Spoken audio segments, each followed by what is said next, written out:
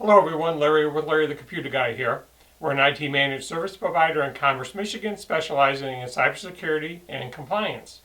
So for this week, in the malware and ransomware area, in the case of ransomware attacks, even if organizations pay the ransom, hackers can never be trusted to reveal the full extent of the breach and to restore all the affected data. Blackbaud met the same fate when hackers accessed bank account details, credentials of several users in addition to their personal data.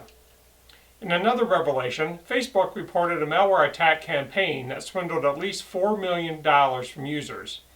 Here are some of the details. In its regulatory filing, Blackbaud revealed that bank account information and users' passwords are among the details stolen by the hackers. So far, 6 million individuals have been affected due to the recent attack. Facebook disclosed sophisticated malware operations dubbed Silent Fade that defrauded Facebook users of more than $4 million between late 2018 and February 2019. Google initiated a research grant program to sponsor security researchers and academics finding flaws in browser JavaScript engines using a technique called fuzzing.